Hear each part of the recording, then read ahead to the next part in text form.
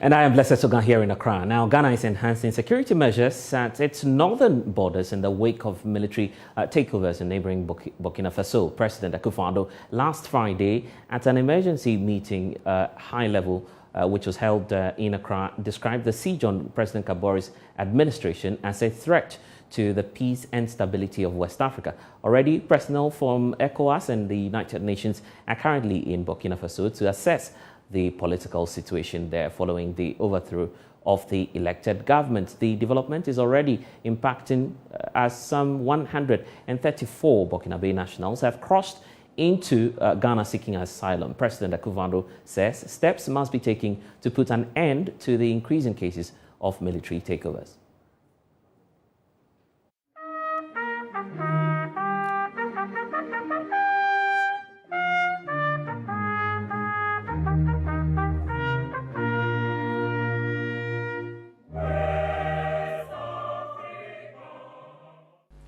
President of the Commission, Chairperson of the ECOWAS Council of Ministers, Representative of the United Nations Secretary General for West Africa and the Sahel, ladies and gentlemen, I thank Your Excellencies once again for your participation in yet another extraordinary summit, albeit virtually, on a matter that has grave consequences for the peace and stability of our region. The crisis in Burkina Faso and its ramifications. The deteriorating political situation in our region should be a matter of great concern to all of us. No current country is insulated from its occurrence in the community, and we have to take action to nip it in the bud. We're confronted with a setback to our democracy, taking cognizance of the twin coup d'etat in Mali on 18th August 2020 and 24th May 2021, the one in Guinea on 5th September 2021, and now on 24th January 2022 in Burkina Faso. Added to this is the complex security environment occasioned by terrorist attacks and pandemics, presenting for us a toxic situation. Within this context, you may recall that in conformity with our ECOWAS Supplementary Protocol on Democracy and Good Governance, adopted in 2001, the principles of constitutional conversion principles provide for the following. A, any accession to power must be through free, fair, and transparent elections. B, unconstitutional change is prohibited, as well as any undemocratic method of gaining or retaining power. C, zero tolerance for power obtained or maintained by unconstitutional means. And D, the armed forces must be apolitical and must be under the command of a legally constituted political authority. No serving member of the armed forces may seek to run for elective political office. Excellencies, the happenings in the region tell us that not everybody has accepted democracy as the preferred mode of governance. We still have some work to do to convince such people that we are all safer under democracies. The resurgence of coups d'etats in our region is in direct violation of our democratic tenets and represents a threat to peace, security, and stability in West Africa. This situation hinders the much-needed economic and social development of the region. Well, so giving the concern of President Akufo-Addo, we've been trying to break the situation down for you and tell you more about military takeovers in the continent, that's Africa, starting all the way from 2020. Isaac Kofi joins me once more. Isaac, so let's start from August 2020. That's where it started from, right? Exactly. So let's look at the period under review. So Mali was the first to start in August 2020. And, you know, Mali has had 2 coups in 2020 alone.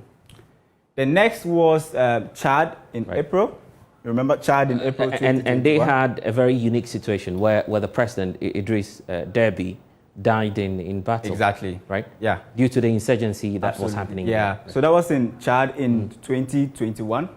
And then we have Niger in March 2021. So in 2021 alone, we have, the first one in April, in March. We actually counted that of Chad because we see that of Mali as a failed coup. It was Niger as a failed coup in 2021. So before the incident in Chad, we had a similar situation happen in Niger, except that it did not take full effect. Exactly. It was that was in March. That was in March of 2020. Then right after that, it followed. Chad followed Right. in April 2021.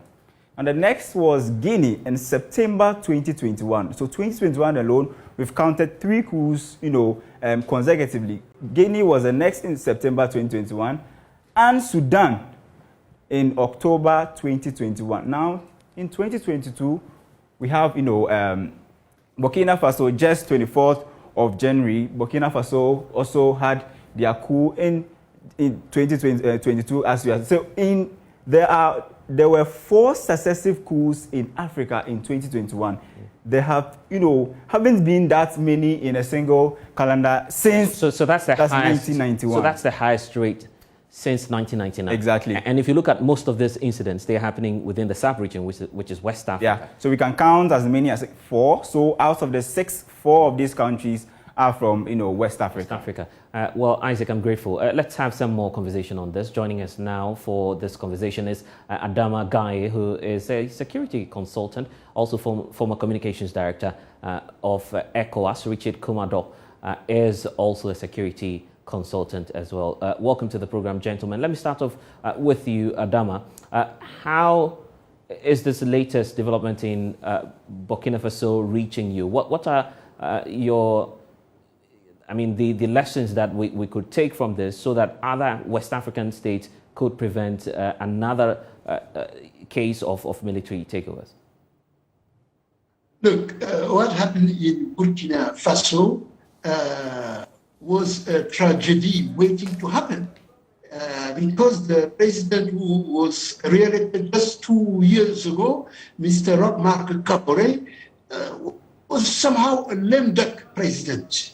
He was not able to address the security challenges in the country, not able to reduce the casualties within the civilian population and in the military, and he was losing control of the security in Burkina Faso, to the point when the Burkinabés would topple in 2014 October the former president, Blaise Compaoré, was somehow regretting him because when he was in charge of our country for 27 years, from 1987 to 2014, the country was somehow shelved from the tension that we have had in West Africa. Now, what is the problem is that Mr.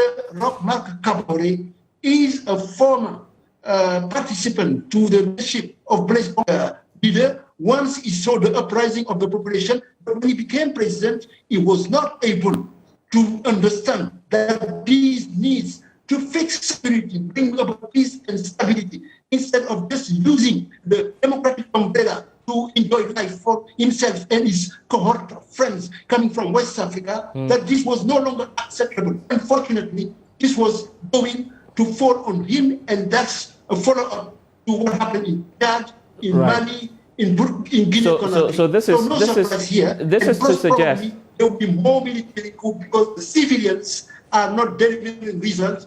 And it's not surprising, by the way, that we observe this resurgence of military coup now, because in 1999, when there was no military coup at the end, it was the moment when African countries met in Algiers during an OAU summit. I attended, and it was decided that military coup would be stopped to allow civilians to control in exchange of a better management of the countries, of democratic rule, of respect of law. This has not been the case, and of course, this allowed the military to come to power today. So what you're predicting is that we may have more of such activities happen. But what's also unique about this trend of military takeovers is that there seems to be citizen support for the military junctures that we've seen. What's your take on this? What's accounting for that receding trust in democracy across West Africa? I am not surprised. And to a certain extent, I may surprise you by telling you that I'm happy of this development. Because at the end of the day, if those who are in charge, the civilians, they turn out to be civilian coup makers, unconstitutional rulers, extending their stay in power and infringing on democratic rights. Myself, I am a political exile, despite coming from a country, Senegal, who used to be a truce. They don't want people to respect their right. As long as this continues, yes, it makes sense for the military to come and make a difference. We have seen that in the past, elsewhere in the world. Take the case of Portugal in 1974. The Portuguese took power and handed over a totalitarian regime, and that created the way forward for the peaceful democratic process that we see now in Portugal. We didn't want this to happen in West Africa because there have been efforts like the Protocol for Democracy in 2001. When I was at ECOWAS in 1992, we put in place what was called the Protocol on Democratic Principles. Right. On the basis of the Commonwealth's 1991 principles, but that has not been respected by the leaders. I get the point you're raising. Let's also hear from Richard. The presidency here in Ghana has decided to beef up security up north. Already over 1,000 persons are reported to have crossed over. Richard, what's your take on this? What measures do we need to take to avert a spillover into Ghana? Well, it appears that we've lost Richard Kumado, but Adamagai, if you're still on with us, there are concerns and calls for a possible implementation of a cap on the term limits for West African leaders. It's part of the reasons why some experts believe we're seeing the military takeovers. What's your prescription on that? This has to be respected. You cannot get access to power through democratic norms, ballot box. And once you are there, you entrench yourself in power. Like it is said, one man, one vote, once. You don't allow anybody to defeat you electorally. No, it's not acceptable.